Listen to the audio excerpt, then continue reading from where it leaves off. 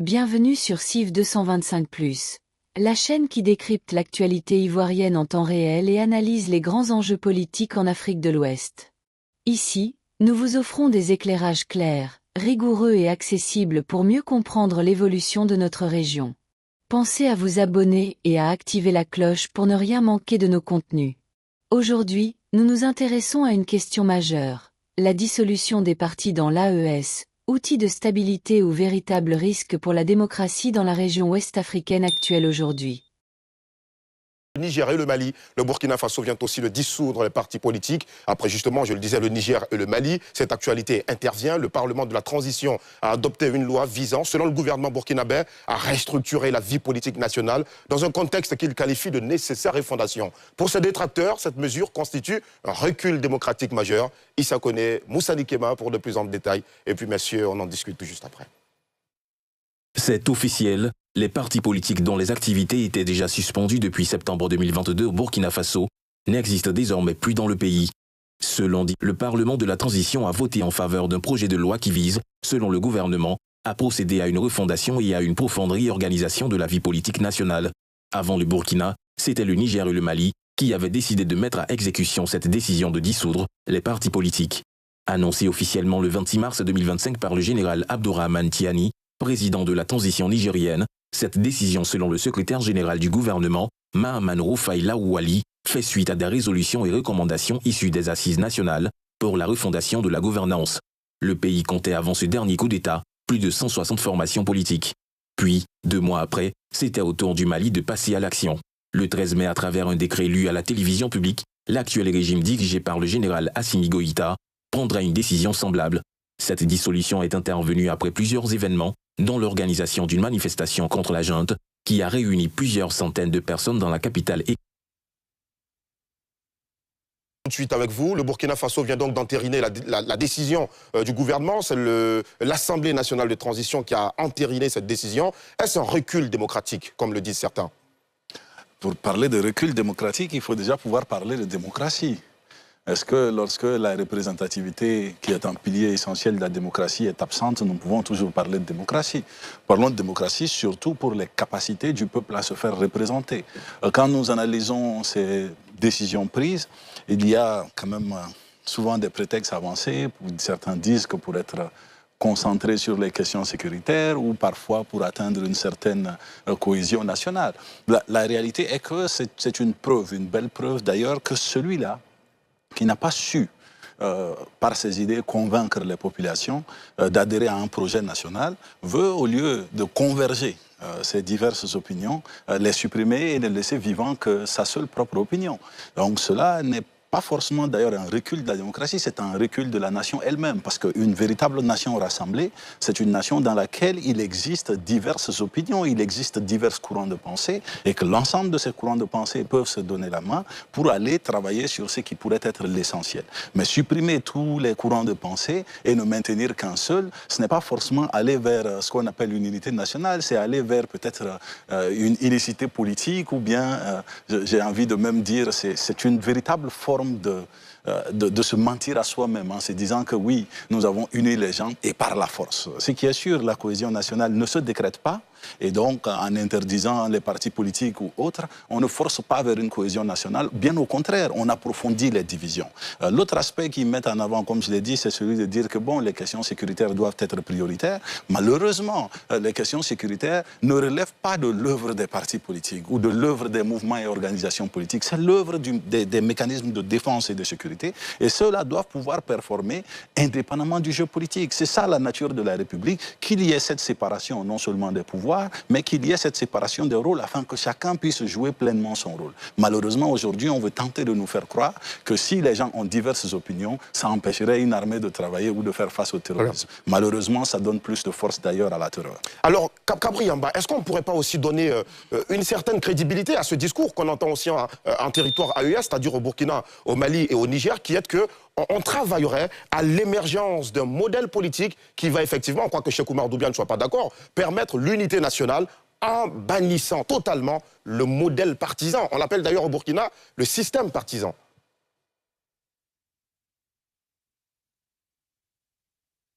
Bon, alors, moi, mon approche a toujours été prospective. Hein. Elle a toujours été dans la mesure où, dans le monde, rien n'est figé, tout est dynamique. Même nos conventions héritées des systèmes occidentaux ou orientaux ne sont pas des décrets divins. Ce sont des dynamiques qu'on peut toujours améliorer quand on a la possibilité de proposer de nouveaux paradigmes. Ce qui se passe au Burkina, c'est que y a une quête de transformation du modèle de gouvernance.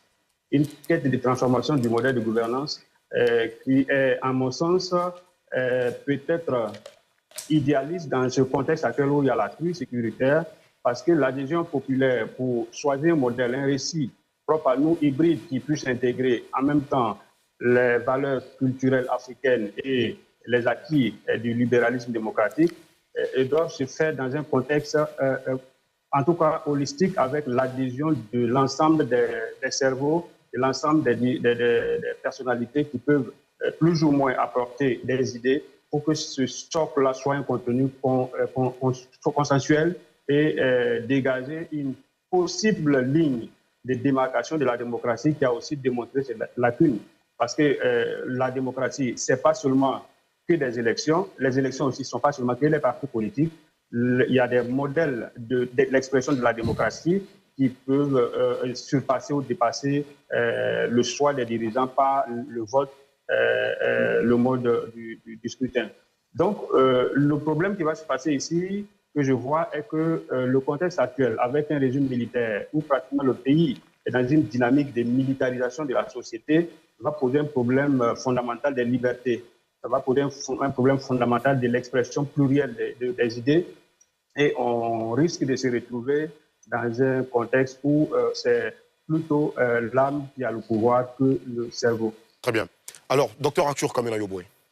Oui, moi, il y a deux choses qui attirent mon attention. La première, c'est que, au regard des différents systèmes qui ont été mis en place, quand on observe la géopolitique internationale et surtout les différents passés historiques, on se rend compte que l'AES est dans une dynamique de copier ce qui a été présenté. Par exemple, quand je prends le cas de Singapour, où à un moment donné, le président a dû prendre des mesures très difficiles en supprimant la liberté d'expression et qui a produit un miracle singapourien qui inspire beaucoup. Donc je me dis que dans cette dynamique-là, ça peut inspirer. L'autre chose que j'observe, c'est que les réalités de 1960 ne sont pas les réalités de 2026, dans la mesure où aujourd'hui nous sommes dans un espace géoplanétaire très ouvert, où tout ce que vous faites est analysé et la capacité à étouffer la liberté d'expression se réduit de jour en jour. C'est pourquoi, pour moi, la suppression des partis politiques se présente même comme le fondement de la menace et de la stabilité de ces espaces-là. Parce que si moi, j'avais sincèrement une orientation à donner en termes d'approche, ce qui était souhaitable, c'était de laisser les partis politiques, parce que ça permet de voir autrement et d'ajuster votre politique et surtout de convaincre vos adversaires. Parce que lorsque vous supprimez les partis politiques, quel est l'effet induit?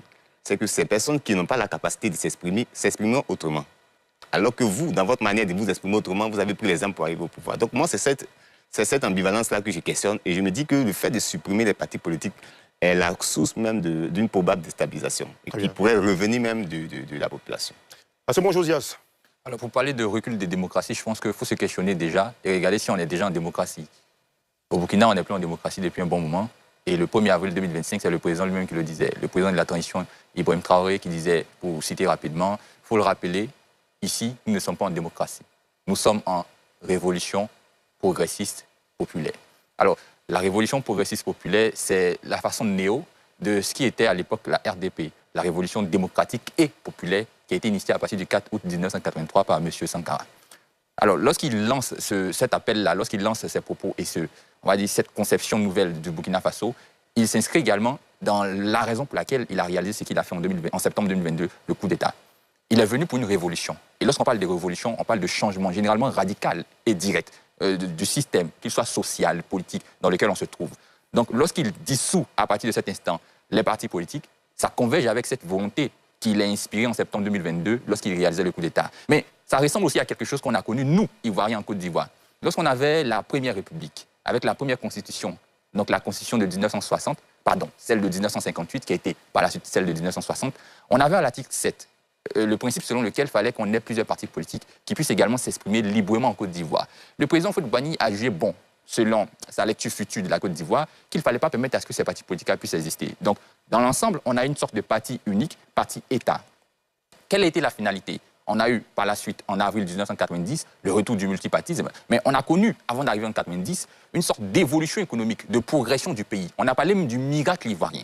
Alors, si on renvoie ça au cas du Burkina Faso, la question, à mon sens, ce n'est pas réellement ou forcément de savoir si on recule en termes de démocratie, mais quel pourrait être l'impact de cette décision-là. Alors, lorsque on est confronté au cas du Burkina Faso, qui est plutôt sécurité, à mon sens, que toute autre chose, est-ce que dissoudre les partis politiques pourrait nous permettre à la réalité de répondre à la question sécuritaire? Alors, il y a l'argument qui est avancé par le ministre de l'Intérieur du Burkina Faso qui dit que le problème ici, c'est la divergence qui est créée par les partis politiques. Parce qu'il veut faire monter, il veut montrer également une conception claire du Burkinabé et du Burkina Faso qui va permettre à ce qu'on puisse, comme le combat de M. Sankara, permettre et évincer tous ceux qui sont dans le Burkina Faso et qui pourraient peut-être un jour servir les intérêts néo-impérialistes qui sont défendus par d'autres puissances. Donc, si on ne permet plus à ce que ces partis politiques-là puissent aller dans un discours ou conduire les citoyens dans une conception différente du message qu'on veut véhiculer, ça s'inscrit logiquement dans ce qu'on veut réaliser. Et est-ce que cela pourra être bénéfique? Oui, dans une certaine mesure. Parce que ça permettra d'avoir un seul et unique discours, officiellement et publiquement, celui de M. Ibrahim Traoré et son équipe.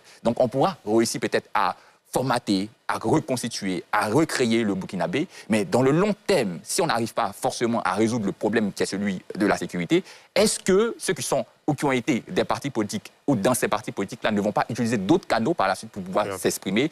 Ça, c'est aussi une question qui, à mon sens, faudrait creuser. D'ailleurs, Émile Zerbo, qui est le ministre de l'administration territoriale du Burkina Faso, qui accuse d'ailleurs le système partisan d'avoir, dit-il, divisé la population burkinabé et que cette mesure vise à le remettre à plat dans son intégrité. Alamine Fofana. Oui, par rapport à cette question, déjà on est clair sur le principe, il y a contradiction. La démocratie dit X, l'action observée dit Y. Mais après, il faut aller un peu plus en profondeur par rapport à la sociologie du pays en question, par rapport à la sociologie de la zone et l'histoire. Joseph disait quelque chose d'assez intéressant par rapport à la Côte d'Ivoire, on l'a connu nous-mêmes ici. La volonté de tuer les spécificités, les velléités d'ambition politique au profit d'une unité nationale. Si on a parlé des miracles économiques ivoiriens avant 90, est-ce que le prix de cette unité ivoirienne en apparence, c'est pas elle-même qui a conduit la Côte d'Ivoire à 15 ans de crise? Donc quand le président Félix Houphouët-Boigny n'est plus, entre 1995 et 2010, la Côte d'Ivoire a connu une succession de crises. Il nous pose une question fondamentale. Est-ce qu'on peut construire un développement durable sans démocratie d'un pays démocratique? C'est tout le paradoxe qui est là. Il est possible d'avoir des résultats ponctuels, des résultats à court terme. Mais est-ce que sur la durée, entorser le coût de la démocratie peut conduire à un développement pérenne, solide, dans un État qui se dit démocratique? Je ne pense pas. Je ne pense pas parce que si vous empêchez les gens de s'exprimer de manière officielle, ils vont s'exprimer de manière officieuse. Et très souvent, l'expression officieuse est plus dangereuse que l'expression officielle. Mais attention, en général, au Burkina Faso, les décisions prises par le régime en place sont plutôt favorablement accueillies de ce qu'on voit par les populations. Il ne faut pas confondre les populations et puis la foule. En Côte d'Ivoire, il y a 32 millions d'habitants. Donc si 200 000 personnes prennent les rues de Yopougon, ils vont dire les populations ivoiriennes, il ne faut pas confondre la population et la foule. Il y a des millions de Burkinabés qui ont des aspirations autres que ceux prônés par le régime, mais qui n'ont pas un cadre justement d'expression au prix de leur vie ou bien au prix de complications dans la société. Pour moi, c'est la raison pour laquelle, lorsque j'entends certaines personnes qui disent que la démocratie n'est pas faite pour les Africains, ça me fait mal. Parce que justement, même la démocratie est faite pour les Africaines. Parce qu'en situation de démocratie, regardez un peu les comportements de certains hommes politiques. Tout continent, tout pays confondu, hein, ce n'est pas seulement les États de l'AES. Donc imaginez s'il n'y avait pas ce minimum démocratique-là qui essayait de pouvoir encadrer les choses. Donc c'est une autre dérive parmi une série de dérives connues ultérieurement. Avant de parler de démocratie, la clé de la démocratie, c'est la loi. Si la loi n'arrive pas à être générale et impersonnelle, on se retire plus de la démocratie. L'égalité, la liberté, les critères de la démocratie, c'est encore compliqué. Maintenant, ici, on arrive à un niveau où on essaie de fermer le pluralisme démocratique, ce qui est assez grave. Parce que dans un pays rempli d'intellectuels et de personnes intelligentes, il ne peut pas avoir une seule intelligentsia capable de pouvoir détecter les problématiques, actionner les solutions et puis résoudre les problèmes des populations. Ce n'est pas possible. La raison pour laquelle la démocratie, c'est qu'on n'a pas les mêmes manières de penser. Et la vérité souvent naît dans la discussion. Donc c'est le premier principe de la démocratie, la délibération. Donc c'est l'éthique de la discussion, discuter, échanger. Si on ferme cette capacité à discussion, on ferme aussi une bonne partie des solutions. L'autre chose aussi, c'est la mutualisation des compétences. En démocratie, la compétence n'est pas propre à un régime ou bien forcément à une idéologie. Donc la simple présence d'opposition pour discuter, amender, améliorer, critiquer, permet aux décideurs publics de mieux voir et de mieux comprendre. Donc pour moi, cette solution-là complique un peu plus les choses que ne facilite les choses. Mohamed Nour Djarachouba. Moi, je pense que le Burkina a estimé que la démocratie ralentissait leur prise de décision. Ça peut nous rappeler un peu ce qui s'est passé en Égypte en 2013 avec l'ancien président Mohamed Morsi. Mais moi, aujourd'hui, je pense que les contre-pouvoirs ont une importance dans la société politique, dans nos pays. Parce que ça va faciliter quelque part le débat d'idées. Vous savez, quand on a une opposition, on fait face aux critiques. Quand on a une sorte de pluralisme dans nos pays, on peut entendre aussi une grogne venant d'autre part de ceux qui ne sont pas satisfaits du travail. Ça nous emmène à nous améliorer. Je pense qu'aujourd'hui, c'est le fruit de critiques constructives. Et je pense qu'aujourd'hui, Cheikh Oumar parlait d'unité nationale, que le Burkina souhaiterait avoir une unité nationale. Moi, je dirais qu'effectivement, je le rejoins dans ça, en disant qu'on veut une unité nationale en créant un musulman national. C'est-à-dire qu'on empêche ceux qui ne sont pas satisfaits de pouvoir s'exprimer. Et en parlant de cela, je reviens à ce que Josias disait par rapport à la Côte d'Ivoire d'avant, avec le président Houphouët-Boigny. Je dis les réalités sont différentes. 50 ans, 60 ans plus tôt, il n'y avait pas les réseaux sociaux, il n'y avait pas autant de canaux de communication. Aujourd'hui, là où il y a un plus gros besoin de s'exprimer, de faire connaître ses remarques, de faire connaître ses critiques, les choses ont changé, les gens ont beaucoup plus envie de parler. Donc quand on leur demande de ne pas venir sur la scène politique, c'est-à-dire soit vous êtes avec moi, soit vous êtes contre moi, ça peut créer une sorte ça peut déranger la cohésion sociale, à mon avis. Et donc je pense qu'aujourd'hui, d'ici 5 à 10 ans, si on veut se projeter, on n'aura plus de culture politique dans ces pays de l'AES à cette allure-là. Donc, quand on sait qu'on est dans un contexte de guerre asymétrique, en ce moment, avec le Burkina, le Mali, le Niger, qui ont des besoins en termes de sécurité et de stabilité, museler l'opposition, museler ceux qui ont envie d'autre chose, qui ont envie de faire des propositions, pour moi, ce n'est pas forcément la solution. Donc, c'est un